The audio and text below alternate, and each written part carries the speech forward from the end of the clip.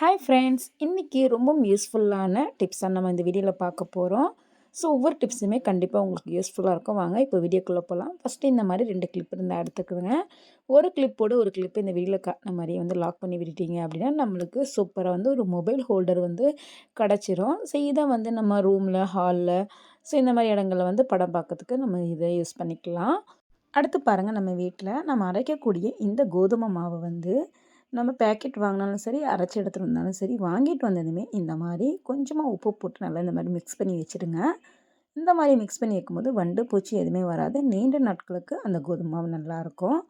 அடுத்து 2 ஹேங்கர் இருந்தால் எடுத்துக்கோங்க. இந்த 2 ஹேங்கர் எதுக்கு நம்ம யூஸ் பண்ண போகிறோம் அப்படின்னா, நம்ம வீட்டில் இப்போ அதாவது குளித்ததுமே பார்த்திங்கன்னா டவல்லாம் வந்து நம்ம காய போட்டோம்னா சட்டுன்னு வந்து காஞ்சி வராது.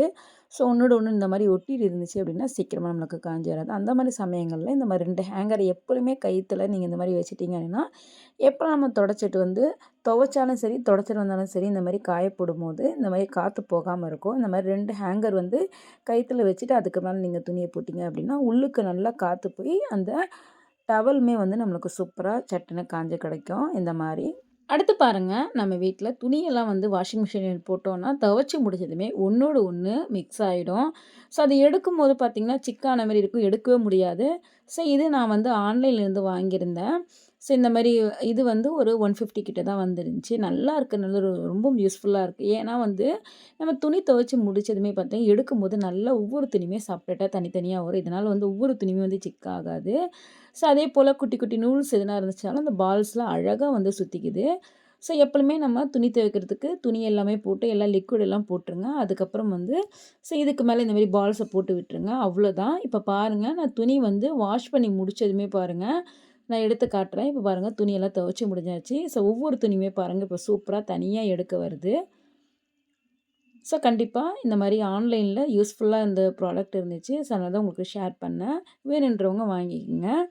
அடுத்து நம்ம வீட்டில் இந்த மாதிரி புதினாலாம் வாங்கணும் அப்படின்னா அப்படியே வைக்காமல் இந்த மாதிரி தனித்தனியாக, அதாவது இலைகள்லாம் வந்து தனியாக வந்து எடுத்துக்கோங்க.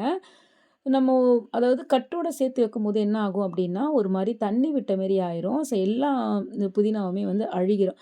ஸோ இந்த மாதிரி தனித்தனியாக ஃபஸ்ட்டு இலைய எல்லாமே தனியாக எடுத்துகிட்டு ஒரு பாக்ஸில் வந்து இந்த மாதிரி போட்டு நீங்கள் ஸ்டோர் பண்ணீங்க அப்படின்னா புதினா வந்து நல்லா சூப்பராக வந்து ஒரு 8லேருந்து 9 நாள் வரைக்கும் நல்லாயிருக்கும் இந்த மாதிரி.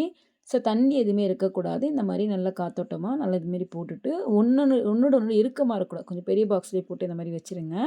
அடுத்து பாருங்கள், நம்ம துணியெல்லாம் ஒரு சில டைமில் மழை டைம் ஆகட்டும், குளிர் டைம் ஆகட்டும், நம்ம உள்ளுக்கு வந்து காய போட்டுரும். ஸோ அந்தமாரி காய போடும்போது என்ன ஆகும்னா அந்த ஈரப்பதம் ரூமுக்குள்ளேயே இருக்கனால ஒரு வித ஸ்மெல் வந்துகிட்டே இருக்கும். ஸோ இந்த மாதிரி துணியெல்லாம் காய போட்டு சம்டைம் வந்து வீட்டுக்குள்ளேயே காய போட்டு வெளியே போகிறீங்க அப்படின்னா ஒரே ஒரு பத்தி மட்டும் இந்த மாதிரி கொளுத்தி வச்சுருங்க. ஸோ அந்த மாதிரி கொளுத்தி வைக்கும்போது என்ன ஆகும் அப்படின்னா நம்ம போயிட்டு வந்தாலுமே பார்த்திங்கன்னா அந்த துணியினுடைய ஈரப்பதம் ஸ்மெல் இருக்காது. நல்லா சூப்பராக பார்த்திங்கன்னா நல்லா வாசனையாக இருக்கும். அடுத்து பாருங்கள், வாட்டர் பாட்டில்லாம் பார்த்திங்கன்னா வீக்லி ஒன்ஸ் இந்த மாதிரி அழகாக க்ளீன் பண்ணிக்கோங்க. ஸோ இதுக்குன்னு வந்து தனியாக ப்ரஷ் எல்லாம் தேவையில்லை. ஸோ ஒரு பாக்ஸ் தான் இருக்குது. அதில் வந்து நம்ம டிஷ் வாஷ் லிக்விட் தான் கொஞ்சோண்டு நான் சேர்த்துருக்கேன். ஸோ கொஞ்சோண்டு தண்ணி மட்டும் சேர்த்துக்குங்க. அதுக்கப்புறம் இந்த மாதிரி ஒரு கட்டைப்பை குச்சி இருந்தால் எடுத்துக்கோங்க. அதுக்கப்புறம் வந்து இந்த மாதிரி ஒரு சாஃப்டான ஸ்பாங் இருக்கும்ல க்ரீன் கலர், ஸோ அது இருந்தால் எடுத்துக்கோங்க. அதை வந்து முனைப்பகுதியில் இந்த இடத்துல வச்சு ஒரு ரப்பர் பேண்ட் போட்டு விட்டுக்குங்க. ஸோ இது எதுக்கு நான் எடுத்திருக்கேன் அப்படின்னா நம்ம நார்மலான ஒரு வாட்டர் பாட்டில் கழுவுற ப்ரஷ்லாம் பார்த்தீங்கன்னா உள்ளுக்கு அந்த அளவுக்கு அழுக்கு போகாது. ஸோ இந்த மாதிரி நீங்கள் ரெடி பண்ணிவிட்டு வாட்டர் பாட்டில் கழுவுனீங்கன்னா அந்த உள்ளுக்குள்ளே இருக்க அந்த வாட்டர் பாட்டிலில் இருக்க அழுக்கு எல்லாமே சூப்பராக போயிடும். ஸோ இப்போ பாருங்கள், சூப்பராக நம்மளுக்கு ஒரு ப்ரஷ் ரெடி ஆகிடுச்சு, அவ்வளோதான். ஸோ இப்போ இதுக்குள்ளே இந்த மாதிரி நல்லா தேய்ச்சி விட்டுட்டு அதுக்கப்புறம் வந்து தண்ணியை ஊற்றி நல்லா கழுவினதுக்கப்புறம் ஒரு ஹாட் வாட்டர் கொஞ்சமாக ஊற்றிட்டு எல்லாத்துலேயுமே வந்து நல்லா குலுக்குனதுக்கப்புறம் வந்து தண்ணியை கீழே ஊற்றிட்டு வாட்டர் பாட்டிலை காய வச்சு எடுத்தீங்க அப்படின்னா வாட்டர் பாட்டில் நல்லா சூப்பராக வந்து எந்த ஒரு பேட் ஸ்மெல்லுமே இல்லாமல் நல்லா வந்து பளிச்சுன்னு இருக்கும். ஸோ பாருங்கள், எல்லா வாட்டர் பாட்டிலுமே ஃபஸ்ட்டுக்கு இப்போதுக்கு டிஃப்ரெண்ட் தெரியுதுங்களா? இந்த வாட்டர் பாட்டில் எடுத்துக்கோங்க, ஒரு மாதிரி டிம்மாக இருந்துச்சு பார்த்தீங்களா? ஸோ நல்லா இந்த மாதிரி கழுகும்போது அடிப்பகுதியெலாம் வந்து நல்லா வந்து பிசுபிசுப்பாக இருக்கும். எப்பவுமே நம்ம பிள்ளைகளுக்கு கொடுக்குற வாட்டர் பாட்டில் பார்த்திங்கன்னா கீழ் போர்ஷன் அந்த வாய் வச்சு ஒரு சில பிள்ளைங்க பார்த்திங்கன்னா வாய் வச்சு குடிக்கிற அந்த ஃபுட் பார்ட்டிகல்ஸோட இதெல்லாம் வந்து கீழே போய் தங்கி தங்கி ஒரு மாதிரி வந்து பிசுபிசுப்பாக இருக்கும்.